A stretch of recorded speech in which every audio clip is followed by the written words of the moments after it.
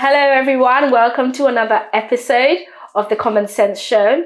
It's episode 12, so please remember to like, subscribe, and listen and share our podcast. On YouTube, Instagram, and Twitter if we're there. And Spotify or too. X. Oh yeah, It's called X. It is now X, X-Men. isn't it? Yeah. Well, so we're kicking off today with Oreo or coconut. So I think there's been quite a lot of there's a lot of discussion. I know, particularly on X, regarding this lady that was at the Palestinian protest who had a sign up, and I think it was in basically talking about the Prime Minister and the Home former Home Secretary Suella Braverman. Beautiful name though. Yes, and Rishi Sunak, and basically alluding to the fact that they're coconuts. Yeah, and I think there are pictures of there hanging out. Yeah, with the coconuts with the on coconut. the tree. Yeah, yeah. I don't think they would taste well if they crack their head open though. So, but hey. So I think she's been charged with with a hate crime or something. Rightly so. Yeah, rightly so. And I mean, when I saw it, I was just like, oh, we have far more important things. So I literally just scrolled past. But I don't know if I didn't take it as, I was like, are we actually being serious? Are we wasting time and resources on this? That's how I felt in that moment. A lot of people felt that way. It's good to feel that way because a lot of people don't know or don't understand that those terms are really, really offensive to people from ethnic backgrounds, especially black and brown people, as they call them. Yeah. Look, we all have shades of color these days. So black, I'm black. Maybe some people call me brown, but hey, it's very, very offensive. And it is not shocking. It is alarming that a lot of people didn't understand what the terms were. Even black people who were born in this country really didn't know whether it was offensive because to them it was a different sort of because I've always understood it to be an insult. Okay. Right, in what sense? Like growing up, like when somebody say, "Oh, you're an Oreo or you're a coconut," it was really to say that yes, like you're black or you're brown or you're an ethnic minority, but you act like a white person. So it was kind of pushing that idea of there being like a universal identity for that's why it's more offensive. Black minority ethnic background. That's why it's more offensive. Because in actual fact, if you look at it, I always challenge this. Actually, I was like, there is no universal black identity. And if I may ask, sorry, I'll cut you short because I'm trying to understand why at the time you just thought it was just ordinary insult. Were you called, or did you hear this was from black and brown people's mouths? Yeah. That's why you would have felt that way. Because I'm asking people, what if it came out from a white person's mouth? Would we have said? It's the same thing with us saying, "What's up, my hand brother? What's up, dog? What's up, bitches?" Yeah. It's offensive, when it comes from somebody that you're familiar with or that you know, I think you kind of like turn a blind eye to it because thinking about it, your friends can call you bitches and hoes, and you'll be like, yes, use the N-word. Exactly. But I think it is wrong still. But again, like I said, it was very alarming that a lot of people didn't know it was offensive, and to see that people who were very prominent in society who they call race baiters and people who were very outspoken, like Dr. Shola and Kehinde Andrews is a professor who's written books on racial matters in this country. I was surprised to hear them coming out forefront supporting our lady, saying the police should have time for something else, not this. This is not what it is. They should focus on something. I was really shocked they did that because for me, it was as if it was cherry picking. Now, this is why I say this. There's a lady in the northern part of England. I don't remember. I think she's a Labour councillor. She had used that same word against another councillor of ethnic background, and she was sanctioned and she was penalized. She was taken to court. She was fined and all of that. They would have heard of that. I didn't see Dr. Shola at the time or Professor Kehinde Andrews coming out to say, "Oh, that's not racist law." But I think probably the reason why is, I think the women that had the sign up during that protest, what ethnicity was she? She looks like Sunak or she's from ethnic background. Ethnic background herself. I feel like maybe that might be why. No, but the same thing was with the councillor. The councillor was a black woman, and she did that against another. Okay. So let's break it down. Okay, so is it because perhaps I'm trying to understand? Are we only, I guess, from people that I think are very quite vocal about race, and they're always at the forefront when we're discussing race and racism. Perhaps I'm just trying to understand what they were thinking at the time. Is it because, right, I think the only reason why perhaps it was deemed acceptable is because of one, the reasons why they were protesting, because it was in relation to Palestine, and a lot of people felt that Suella and Rishi Sunak had taken a stance which, from their perspective, was contrary to what they would expect of people from an ethnic So they were background. being biased in a nutshell. Yeah. So, but again, it doesn't matter whether Suella Braverman at the time had one job to do: secure the streets of London as the Home Secretary. Yeah. So she was working within the law. If you have problems with that, you could go challenge that in the court. Yeah. So whatever she said as a person, direct it to her. It doesn't give me the right now to run on the street with a noose. Yeah. Because I'm protest. You know what I mean? Yeah. No. So for example, David Lammy, the Shadow Foreign Secretary, I want to say, or the Labour MP. The veteran Labour MP, say he had his own opinions too. He didn't support the ceasefire. So what if I had come out on that protest and I had a noose around his neck on a placard? Would that have been all right for me to do that because it was coming from a black person? It's the same thing we're saying. So we're tolerating that. And I want to take you to a very famous one that happened. That's why I said those people who have mentioned the name earlier, they were being economical with the truth. They were being very dishonest. Because if that was to have been a white person, Dr. Shola with a loud mouth would have slaughtered those people. Yeah, fair enough. Good. The loudmouth has gotten out of places anyway. So what I'm saying is, Anton Ferdinand, I think that was his name, or that's his name. Rio Ferdinand's brother, they both played for England. If one of them was in Tottenham, I want to say, I don't know if he played for Tottenham or West Ham, but Rio was with Manchester at the time. John Terry was the captain of Chelsea. I think Chelsea had a game with Anton Ferdinand's team. They said a racist law was used from John Terry. John Terry is a proper white dude. Yeah. Anton is mixed race, so he's got a parent who's white and who's black, I guess. And Rio Ferdinand's younger brother. Now, Rio took offense because he wasn't having that. And Rio and John Terry are very close friends. They play for national team together. But Rio took offense and it went out of proportion because, according to eyewitnesses, if I'm not mistaken, it happened a while ago, Ashley Cole, who himself identifies as black, but his mother is white, I think. You know, the former something Cole's wife, husband. Cheryl Cole. Yeah, Cheryl Cole's husband. To use her real name, Cheryl Tweedy. Let's. Oh, wow. You won't say records with Tweedy. Anyway, okay, get it. So Cole said something, but not in defense of Anton. Cole said what he said in support of John Terry's claim that I wasn't racially abusive towards Anton. Cole is the teammate of John Terry at Chelsea, also teammate of Anton and Rio and Terry at the national level. But Rio Ferdinand took offense and said, "Oh, typical coconut and Oreo." Boy, the whole country went, "No way we're having that." He called Cole a coconut, mean you're acting white.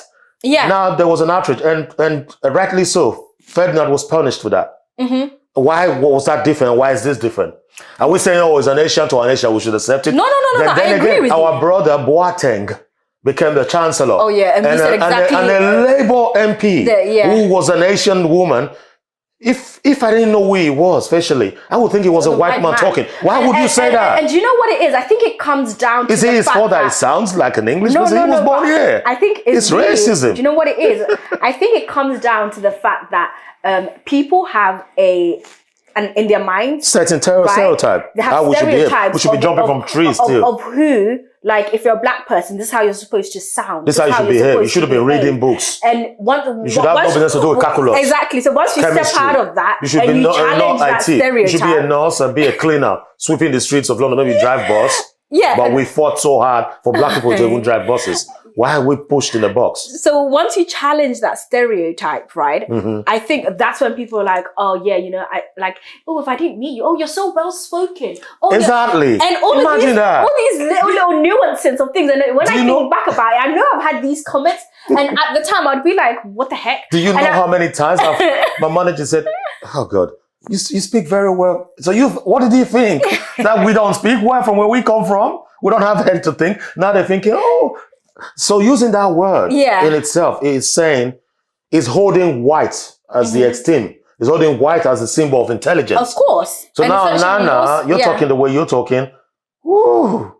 So now I'm telling you, you shouldn't speak that way. You're not intelligent. You're sounding like them now. Yeah.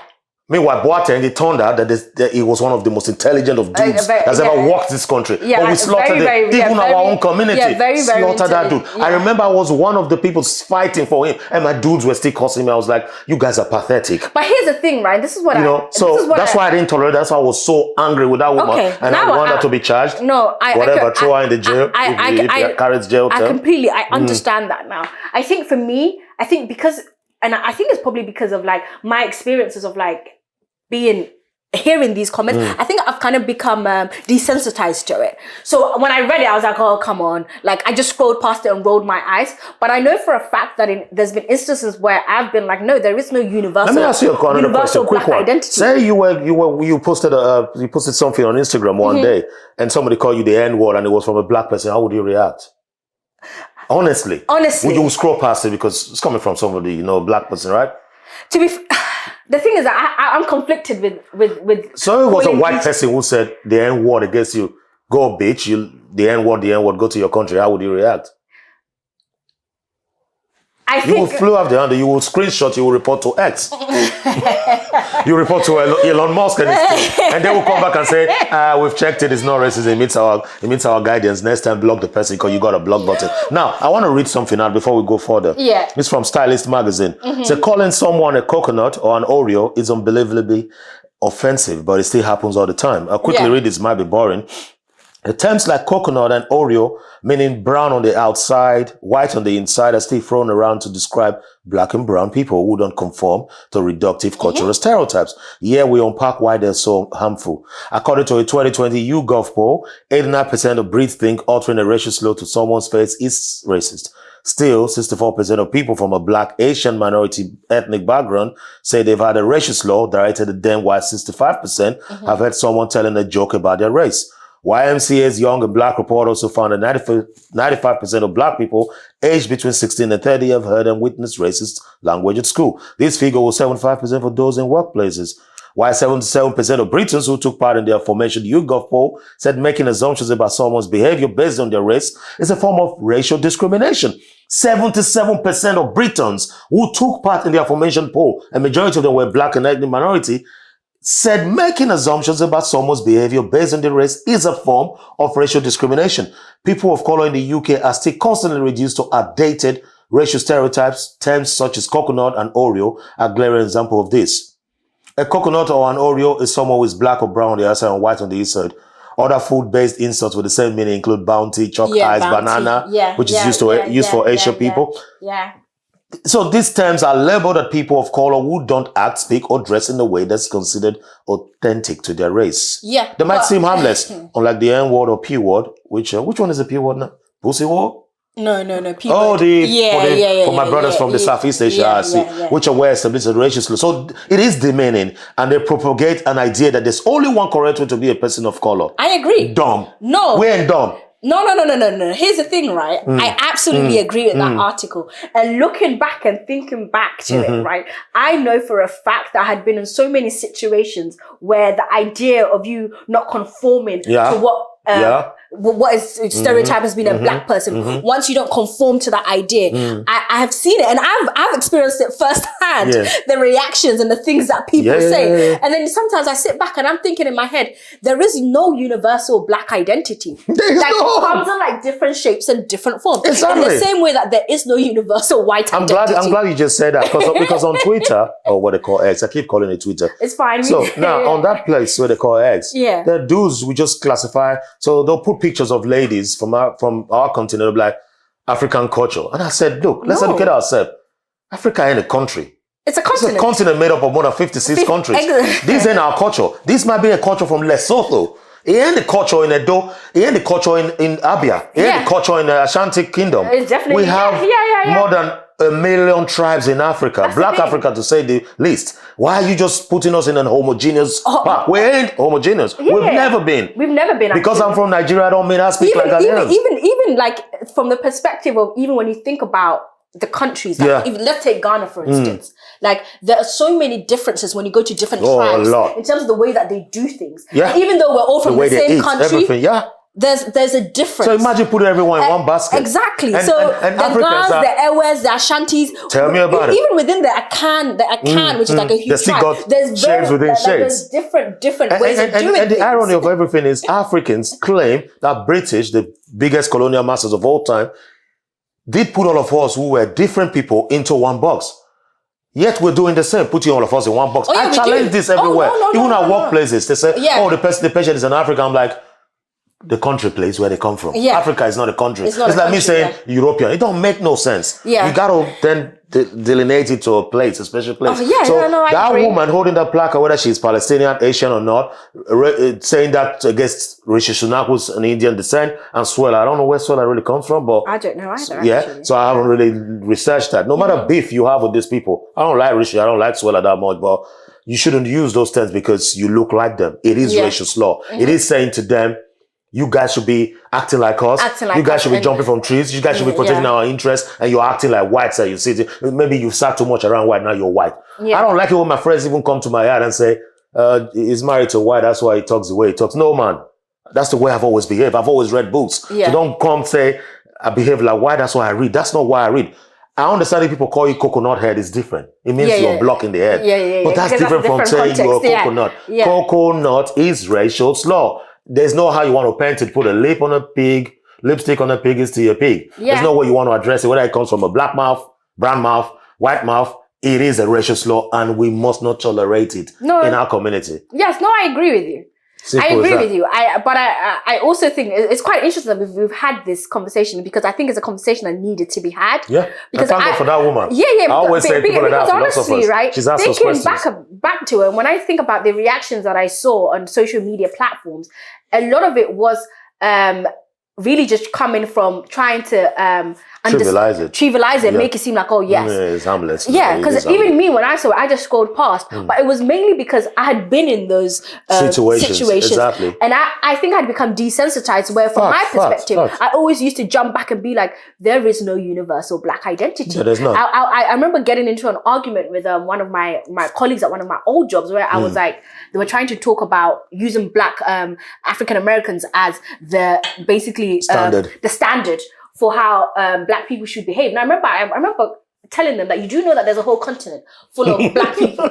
How then do you think that a country with a country where yes, you have people of African descent who live there, these people's identity and what they go through is supposed to be what every single black person across the whole globe experiences. And I remember telling them, I was like, I was born in Ghana, right? And I'm like, even me as a Ghanaian woman, right? I understand that my experiences and the things that I go through are very, very different. Because once again, if I actually look at it and consider it, like my experiences as an educated Ghanaian woman is very different from perhaps somebody that's living in the village who hasn't had the exposure that I've had, who hasn't had the opportunities that I've had because of the family that I've come from. So I'm never going to sit here and be like, oh yes, no, we're all Ghanaians, we all experience the same things, because the struggles that some Ghanaians go through, I have never experienced. Yeah. And the things that for them might be at the top of their list, or like I might deem, like when I'm in Ghana and I'm complaining about certain things and they're like, sis, like for them, it's not that important. There are light-hearted jokes like that. They might go back there and say, it's so hot. They might say, oh, that's first world problem. Yeah. Of course. Those are harmless things. Those are harmless things. But sometimes I sit back and I always used to challenge that idea that why do you have a one-dimensional view of a whole race of people? Imagine at home where there are children, black children, and everything is about imagery and everything is about what you see, what you watch, what you hear. Starts from auditory. You hear, you imagine it, and you see. Where you have black kids and there's always talks about, let me just make it more interesting. You have one of the parents are white, and the white person's family comes around to the table and the kids are acting certain way and the white people are saying, you're coconut. Over time, they're telling that kid, don't act the way you act. You need to act this way. This is the way you guys act as black people. You need to be hands in your pocket, trousers sagging by the junction, maybe carrying a bag across. And it's always negative. It's always negative stereotypes. We have been intelligent people before anything. We've been scholars. We've been kings and queens. I'm not saying every one of us are kings and queens and carry crowns of gold on our head. No. But we are people. Don't dehumanize us. Don't use any other race as our standard. The Chinese are different. Indians are different. White people are different. We're different. Yeah. I can stand anybody and have a debate with them, whether you're from any race. Yeah. I hold my own high. But the moment you start telling me I'm a coconut because I speak that way, especially when it comes from my own people, if it comes from the white, I don't care. But if it comes from our own people, the ignorance, man, for you to keep saying that is saying, Jude, shut up. Do not speak. Do not speak. Do not speak. My mom, God bless her soul, she's dead now. When she found out I got first class, when she first said I was chasing first class, she was saying, no, my son, don't do it. You know, these white people, they don't like. I'm like, huh? Who gave you that idea? It's all this coconut business. Yeah. When I got my first class, I told her, she was still saying, can you not shine too much? Keep it down. I had friends who said, come on, man, they do too much. No. I'm being me. Thank goodness I have a favorable, good environment that's fertile for me to try out things. That doesn't make me coconut. No. If I have learned how to pronounce my TH, it doesn't make me coconut or Oreos. I agree. I'm just trying to better myself. Yeah, if you want to remain in your own cocoon, that's good for you. I ain't stereotyping you, but if I start speaking a certain way, for Christ's sake, don't call me coconut for that. But even that it's like, there's no standard of behavior for us. Exactly. There is no standard of behavior. And also, I always say, why is it always, when you think about somebody calling you Oreo coconut, a lot of the times it's because you're exhibiting, actually, if you look at the behavior that you're exhibiting, they're very positive behavior. They're positive behavior, but with damage. You're intelligent, you're reading. It's all because you're intelligent and reading. It's like, talk a certain way. Why are you so accepting, right, as somebody of an ethnic minority, to accept, in my opinion, right, negative portrayals of your own people as that being what we should be. Yeah. It's like you don't conform to what they want you to conform to. You're not playing the victim game. Yeah. You're a coconut. No, man. I'm tired of playing the victim game because I can rise above that. Not forgetting that. Not disregarding any of that. But I can rise above those pettiness. And fight and hold my own. I agree. Anywhere. Imagine my own calling me coconut. What do you want the outsiders to then call me? That's a very valid point. It's very painful. Yeah. Oh, if I didn't know who Lamy was, if I didn't know who Boateng was, I would think it was a white person speaking. Yeah. No, man. It's Boateng and he speaks very well and he's an intelligent dude. And he's an intelligent dude. And intelligence, have said that. And intelligence isn't limited to just one race. Piers Morgan, who screams a lot on TV, is not as half intelligent as my shoes. He shouts. That's all he does. That's why it pains me so much that I haven't had time to sit with him and come with facts. Yeah, Nigel Farage, who screams all the time, he's not intelligent. He's just a white man who is opportune and he shouts and he got access to TV. Yeah. So when your black brother is doing the same, like those boys on TV, Femi and the others, don't call them coconut. Yeah. They're acting right in the environment where they are. Yeah, and that's just Rishi's an intelligent dude. And that's just their personality. Rishi's an intelligent dude. Whether you like it or not, the mom and the dad brought him up well. The mom and the dad were proper. They're not poor people. They're not like, okay, we brought this boy up in a certain way. He's not deviating from the way they behave. He's still true to his culture and everything.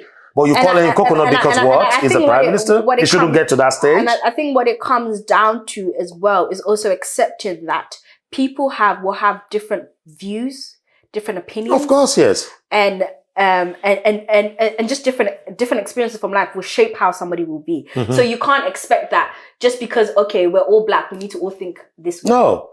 And once we must not have one view. And once you deviate from that, oh yeah, you're coconut. And they hold positions in society where the person has to be parked somewhere. Yeah. And do what is expedient or expected of the government. Your home secretary, there are duties you have. Yeah. Where your personal opinion, if your personal opinion creeps into that, they will hold their mechanisms to hold you responsible for that. Yeah. There are ways to challenge all of that. But coming to the street and saying that, like I said, Lamy said things I don't like. I met Lamy one time and I challenged him.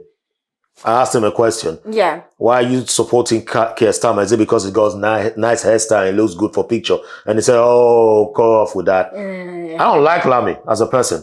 I don't care. Yeah. But it doesn't give me the right to say because of his opinions, I prefer Dan Abbott to him. Yeah. It doesn't give me the right to say, call him an N-word or a coconut because I don't like his opinions. That's what I'm trying to say. Yeah, no, the brother is doing well. The brother has achieved by his own ability. He didn't achieve because he was pretending to be white. No. In full support. The brother has done well and we should praise those people. That's why I also respect our sister Kemi Badenoch. Oh, Badenoch. Yeah. And I got slammed for that. Labour sanctioned me for that. That's why I left the Labour Party. Yeah. I'm saying this on the first time on air. I left Labour Party because of that. So Kemi was saying things about how she rose from wherever she was when she was trying to become the leader of Conservative Party when Boris was leaving, not the second time round. And I said, this is good. We need this for our young sisters, our black sisters and black people everywhere. You know, our people were calling her coconut already. She's coconut. She's coconut because she has certain views. You get close to the corridors of power and you see all this your yap behind Twitter will stop. You know, now Kemi was saying that that's only one line of support. I don't know who picked it up and they reported me to the hierarchy of Labour. And Labour said, we're investigating, you don't talk about this. I said, look at this ones. I went straight on Twitter and I said what I want to say. I said, before you kick me, I'll kick you out. They did the investigation after a couple of months and they came back, wrote me proper notes and said, we didn't find anything. You can continue to be a member. I said, middle finger, I left you. I cannot conform to you. Yeah. Kemi represented something for me. Yeah, and I want that. It represented something for my daughter and my children. Are you saying you want to muzzle me so I don't speak? Speak, yeah. And people are saying she's coconut. She ain't coconut. She's done well for herself. She just had a different political view. She's told my daughter and my sons that you can also get there. But you muzzling me, you saying she's a coconut, is telling my children you can never be Kemi. You're good for McDonald's. You end up in McDonald's, you see. That's what they're trying to tell them. You end up in McDonald's, you see. So it is a racial law, and it should be treated like that. We shouldn't take it lightly whether it comes from people who look like us. No, it is. But I think it's quite good that we've had this conversation. And just to look, there's a Sonda Katwala, director of think tank British Future, points out that the term coconut falls under racial harassment in law. I have found people are surprised to hear it's been prosecuted in law. Whether it's a racist law or not shouldn't still be a matter of debate. This is exactly what I said. It was alarming to hear people say it wasn't. This is somebody you can go research, Sonda Katwala, director of the think tank British Future. It is a racist law and it falls under the racial harassment in law. Anytime I hear that from anybody again, my friends, be warned. I'm taking you under the law, man. They ain't calling me coconut or Oreo anymore. I like coconuts and I like Oreos, but please don't call me that. Don't refer to me as such. Don't refer to me as such at all. It's not. It is racist. It is racist. We don't have to wait for the N word. Yeah. And it's our duty to educate our people. No, I agree with you. I agree with you. And obviously, I've had to check my response to this. Having this conversation. That's what living is. You reflect on things. Yeah. Because I remember I just scrolled past and actually looking back and like thinking back at all in those times when I've had people say, "Oh, you're so well spoken. Oh well, you're a coconut." I remember how I felt, and now I'm actually like thinking, actually no, this is not acceptable. And I remember standing so strong, and I always fight back at asserting that there is no universal identity. There's no. What are we then good for? Working as nurses and doctors. So it's actually I've actually quite enjoyed this this interaction. I hope we've done it a bit of justice for our people to understand. Because our voices need to be heard as well, not just people who have access to mainstream media. We live in homes with our children who are blacks. Of course, and this is damaging to them. So I agree. I'll stop there. Thank you for joining us. Don't forget to subscribe, share, and also listen to our podcast. And it's a wrap.